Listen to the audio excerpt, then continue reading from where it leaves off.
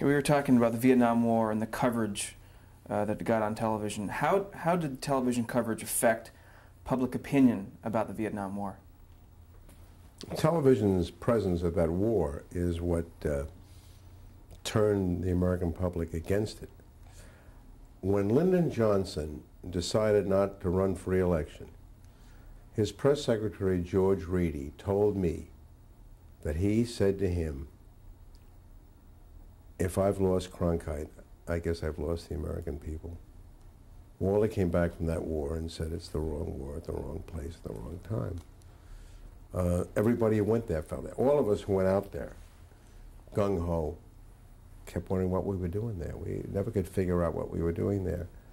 And one of the most shocking and shameful things that have ever happened in our country, worse than Watergate, worse than Iran-Contra, worse than Whitewater, was the faking of the Gulf of Tonkin incident. I don't believe we were ever attacked in the Gulf of Tonkin.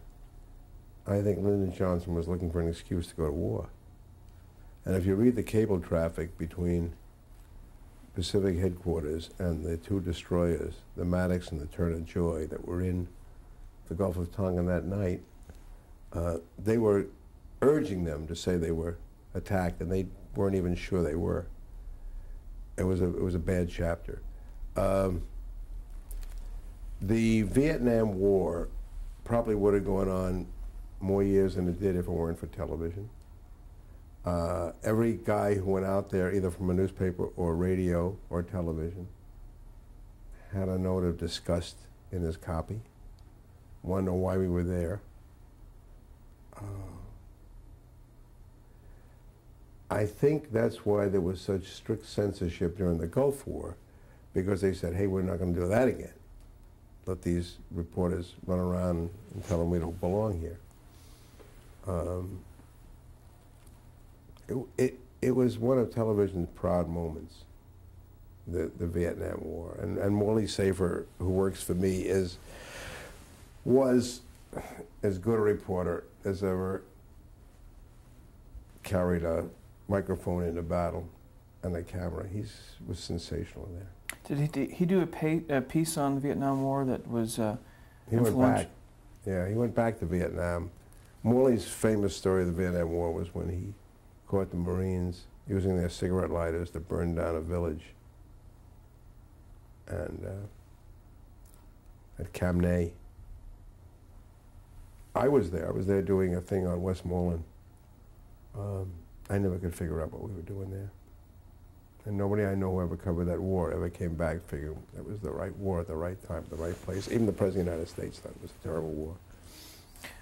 Let's jump and compare the coverage and the information that was given during the Gulf War. How much of an influence was the Vietnam War on Bush's administration decision to really hold back the information of the press? Enormous.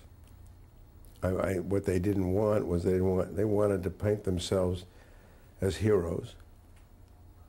And it turns out that a lot of what they did that we all fell for because we were never given access the way we were in Vietnam, a lot of it was baloney. I mean, those scuds, that whole thing, there was a lot more damage there than we ever reported. And we were all mesmerized by this war game, watching all electronics. I used to watch all electronics and I always figure out, I used to say to myself, how come we can put a missile through the front door of a bunker in Kuwait and we can't fix a pothole? I never could figure that out.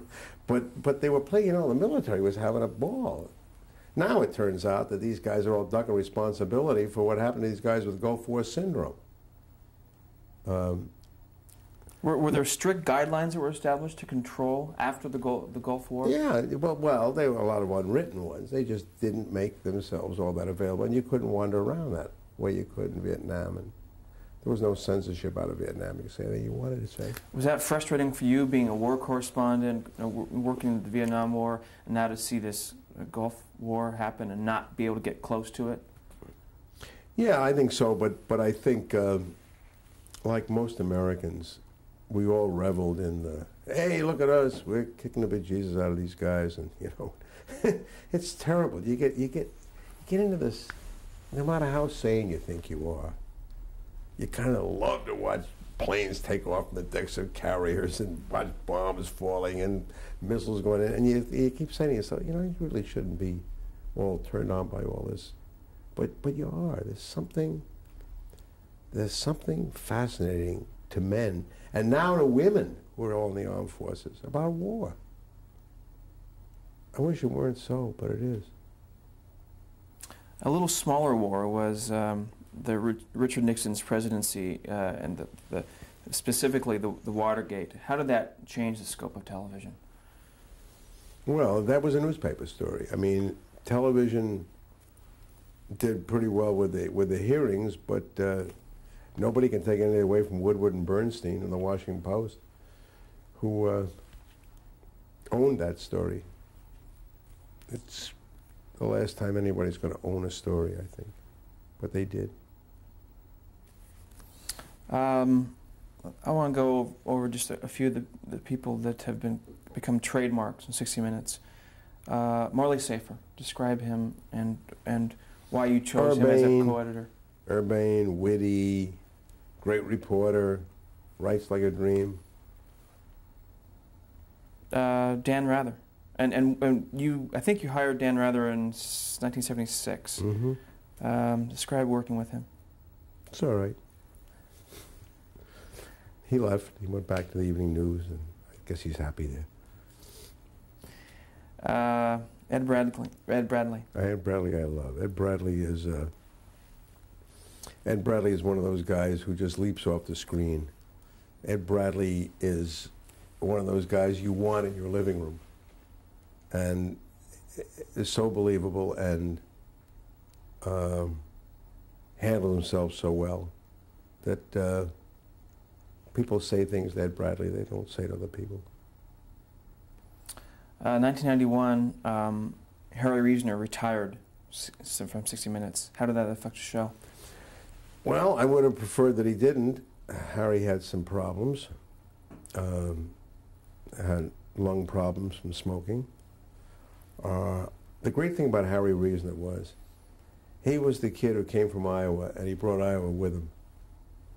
He never became a New Yorker. He was always an Iowan, and I loved him for it. You replaced Reasoner with Leslie Stahl, the first woman to co-editor. Actually, Meredith Vieira was in there for a while. And Meredith Vieira had a baby and was going to have another baby, and just didn't think that she could give us the time and attention that without which you can't be a 60 Minutes correspondent. It's just too much travel time and too much work time to have. You know, I'm not sure that any woman should neglect her children for 60 Minutes. I think it's probably terrible. But if you don't, you can't work there. How did a woman being a co-anchor or co-editor affect the show? None the least. I mean, one of the things that television was too long in doing was hiring women reporters. They're the best. Women journalists are sensational. They've taken to this like I've never seen anybody take to a profession the way women have taken to journalism, and we just waited too long before hiring women. Leslie is as good an interviewer as there is, and Leslie has a presence on the screen, and Leslie is somebody everybody welcomes in to his or her living room. And when my wife was NBC's White House correspondent, she was at a meeting and somebody said to her, "You're a woman in television. Don't you think there ought to be more women in television?" She said, "Lady, you're wrong. I'm a woman when I'm not on television. When I'm on television, I'm a reporter like everybody else." That's very good. Andy Rooney was added to 60 Minutes in 1978. Did you discover him? And well, Andy had been a producer and a writer for Harry Reasoner, and I said, "I'll bet you we could do a great sort of column with Andy doing his own stuff." And the first idea was to animate Andy, to make a little cartoon character, animated character called Andy. like Andy Capp, and let him lip sync to it, or let it lip sync to him. And then I said, no, we'll just put Andy on the air. And it's a very popular feature, very. 1996, you agreed with CBS lawyers and exercised an interview with the former tobacco executive, which we talked on. And I did not agree with CBS lawyers. CBS lawyers told the company they should prohibit us from putting it on, and they prohibited us from putting it on. We never agreed with anybody. Never agreed that they were doing the right thing, but in as much as they owned the transmitter, they owned the cameras, they owned the studio, they owned the newsroom, they owned us. We rolled over and played dead because we had no choice. I mean, had we had another place to take it, we'd have taken the tape under our arm and gone somewhere and broadcast it. Can't do that. But nobody ever agreed with CBS lawyers. Okay. Let's talk a little bit about the future of CBS, and actually specifically 60 Minutes. Do you think that 60 Minutes has maintained its hard-edge reporting for the entire 29 years? This is the best year we've ever had. This year is the best year we've had at 60 Minutes. Now, what's going to happen in the future? Come on, I'm going to be 75 years old this year. Mike is 78, going on 178. Morley's getting a little older.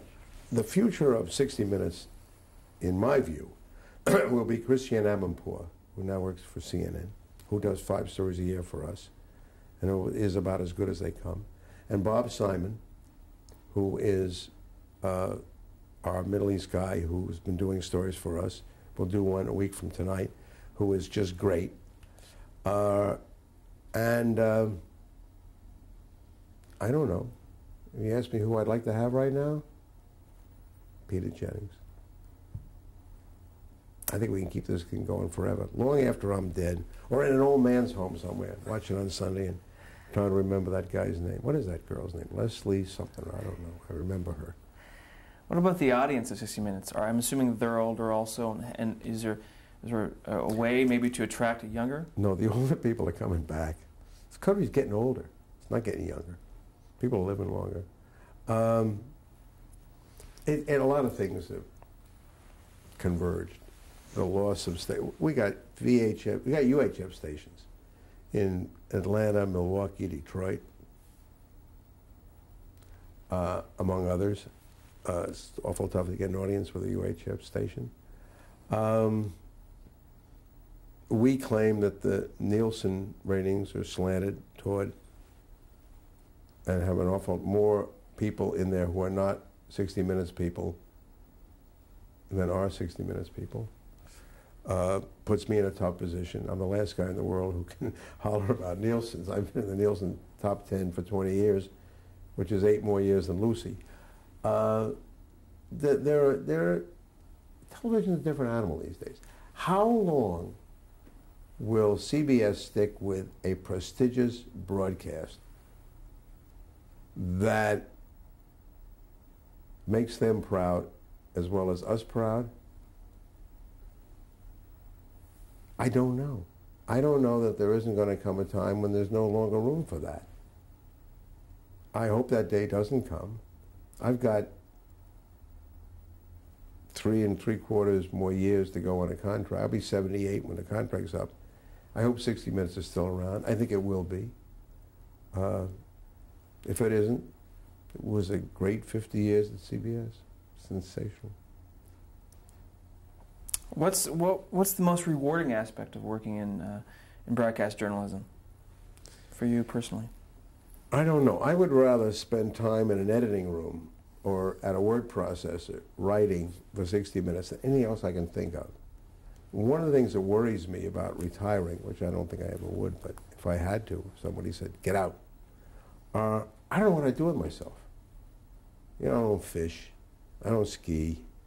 I don't drive racing cars. I don't know what I do. I don't horseback ride. I mean, I sit around and remember the old days and become a pain in the neck to everybody. What do you think is if you had to pick one, what do you think is the most important decision of your tenure at CBS?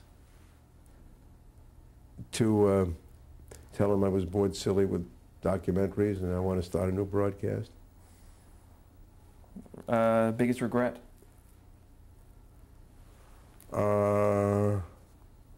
I've led such a charmed life that I would be hard-pressed to find anything I really regretted. What do you think represents best of television? Jeopardy. I watch Jeopardy every night. No, what represents the best of television? Well, I don't know. I mean, you know, there are certain moments when television, you know, you watch guys land on the moon, you watch Tiger Woods, and you figure you're not only watching a golfer, you're watching all the country club barriers in America come tumbling down. Best of television. Great drama to me is the best of television.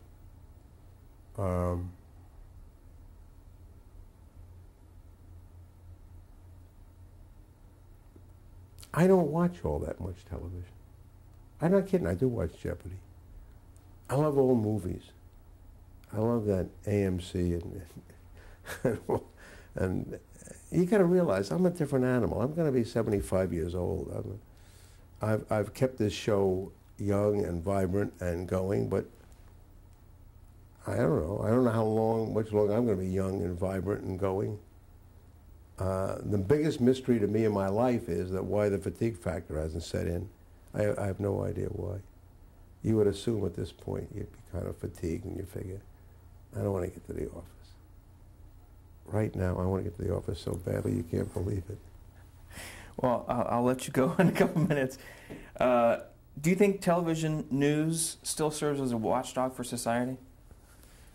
I'm not sure that television news should be a watchdog for society. I think society has watchdog. I don't think that's our job. I think our job is to chronicle the times in which we live and let somebody else take that chronicle and decide what needs to be watchdogged and what doesn't.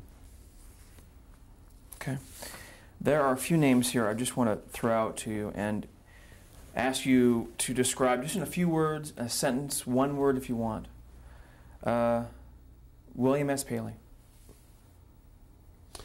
Bill Paley was the god of television, or he was the Pope. Everybody else was a parish priest, and Bill Paley was the Pope. And I worked for Bill Paley, and I never really knew him. And one day my wife and I were walking on Main Street in Southampton, and he was coming at us with Happy Rockefeller, of all people.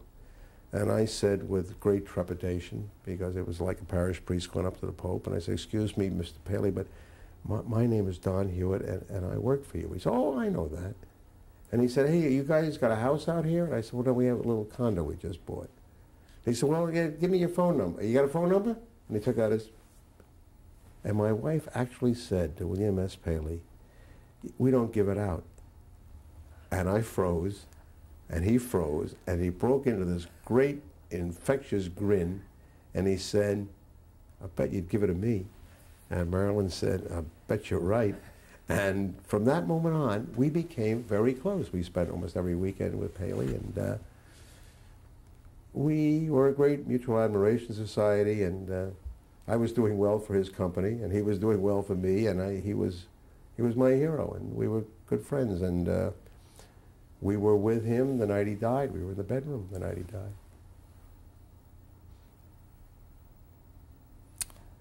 Frank Stanton.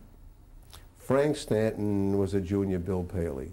Frank Stanton was Mr. Integrity. Frank Stanton helped shape and give luster to the name CBS. Whether that luster will ever come back remains to be seen, but whatever is great about CBS, Frank Stanton deserves 49%, and Paley gets 51%. Leonard Goldenson. Didn't know Leonard Goldenson except from afar, and always thought he was another one of the giants who helped shape this business. Bob Bendick. Bob Bendick was my first boss. Bob Bendick was a marvelous man who had a great understanding of television. Left CBS, went to NBC, started wide world, and wrote children's books later on, and also produced a movie. Bob Bendig was one of the early, was a pioneer, and I learned a lot from him. Bill Leonard. Bill Leonard was my favorite executive of all time. Bill Leonard was the one who said to me when we started 60 Minutes, "Make us proud." Bill Leonard said wonderful things. Bill Leonard used to come back from meetings at Black Rock at CBS headquarters, program meetings, and he said, "You know, they're all sitting over there and they got slide rules and they got Nielsen ratings and they're trying to figure it out. And what they never knew was, if the jokes are funny, you're the #1 network. If the jokes aren't funny, you're #3. And he said it's that simple. Bill Leonard was also the one who used to say, when they say it's not the money, it's the money. I love Bill Leonard. Hildy Johnson. Hildy Johnson was, well, Cronkite and I used to always think that I was Hildy Johnson and Cronkite was Walter Burns, the managing editor, and I guess I wanted to be, I grew up, I wanted to be Hildy Johnson, the hell for leather, anything goes, reporter who'd do anything in the world for a story. And I did a lot of crazy things in the early days. Stole NBC's convention plans. Once we were in the East River. There was a tugboat strike, and there was only one tugboat out on the river when a plane went down from LaGuardia, and the tugboat was out there rescuing people and bringing them in, and there was no other way to get out there. And all the reporters were down on the tugboat, and I was there, and I remember during a news conference, and the captain was explaining that the oil was burning and the bodies were floating, and he was telling this great story, and I interrupted and I said, "Who owns this tugboat?" And all the reporters said, "That's the stupidest question I've ever heard in my life. Who cares who owns the tugboat?" And he said, "It's New Haven Tugboat Company." I said, "Okay." And all the guys said, "Oh, shut up, Hewitt, and go on, Captain, tell the story." And I sneaked off the boat, and I went down a phone booth, and I called the New Haven Tugboat Company, and I chartered the boat. And when I came back, he said, "Well, the boat's under charter, what do you want to do?" I said, "Throw all these reporters off." So I threw everybody off the boat, and we went out, and it's a great story about the early days. And we went out at morning, and NBC came out with a rowboat with a outboard motor and a transmitter pointed to the Empire State Building to get pictures of the Today Show. And I said to the captain, "Maneuver around, get between them and the Empire State Building, and they can't get a signal past us. They'll never get out of here." In doing it, we rammed them by mistake. We didn't mean to, but we rammed the boat. I get back, and I get called on the carpet, and somebody said, "Okay, what'd you do now?" I said, "What do you mean what I do now?" He said, "Well, David Sarnoff called Bill Paley and said that you tried to sink their boat in the East River." And I will never forget what I said. I said, "Crybabies." They were crazy. I did things in those days that if I did them today, Hildy Johnson type things, that if I did them today, I'd fire anybody who did those things. But I did them. I stole NBC's convention plans, and I did a lot of nutty things. I was this hell for leather young whippersnapper who... I remember a story, something to do with Nikita Khrushchev, and something to do with an Iowa farm, and he visited Iowa. Oh, yeah. Khrushchev went to the Goss farm in Iowa. And I went out, and the first thing I did is I figured, well, I don't even operate in this town. I don't know anybody.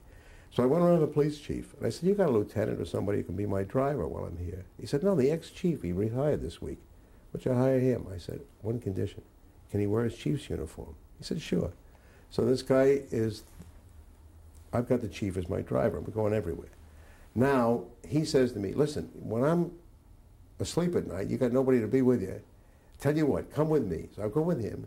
We get out of the sheriff's office, and I get sworn in as a deputy sheriff. And I get a hat, I get a badge, and the whole bit. And you were a reporter at the time? I'm a reporter. So I got this whole thing. Oh, I'll tell you a great story. A guy named Bobby Wessler became president of CBS News. Bobby's my assistant. We're driving out to this Goss farm where Khrushchev is coming to look at an American farm. Parked on his back road is an NBC remote truck. And you know what they look like. They're like 8 blocks long, right? And it's and the crew has gone to breakfast.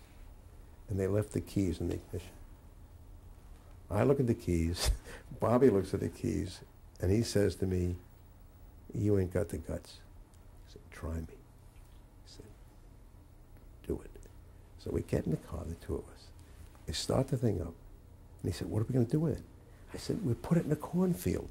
They won't find the truck till they cut the corn in September."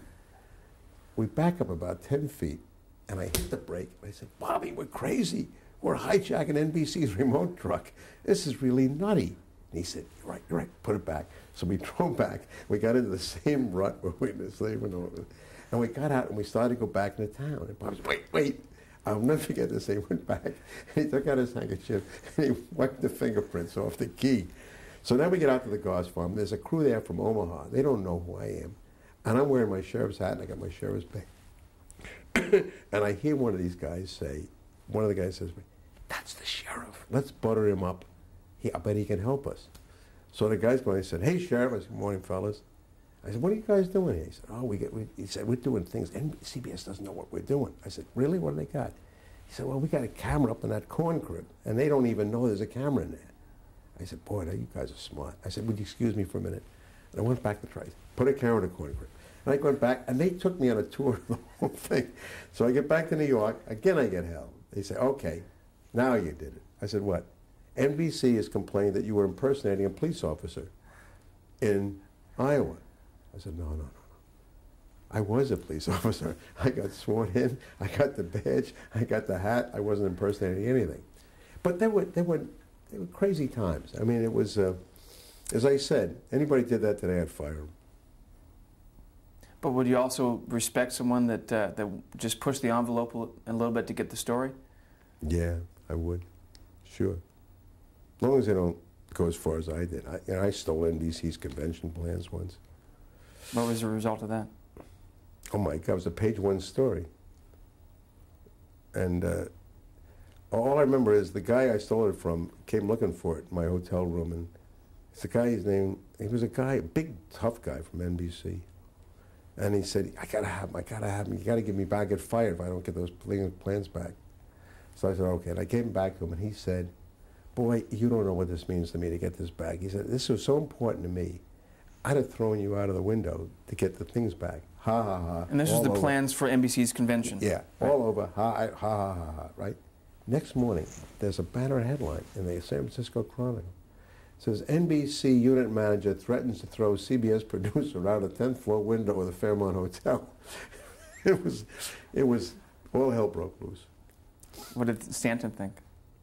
Well, they found out later it really wasn't my fault. I was told to take them. So but they weren't happy. They thought I had embarrassed the network until I convinced them that I did it on the orders of somebody else. Okay, we'll stop here for 1 second. I just want to ask these last couple of names and we're done. Yep.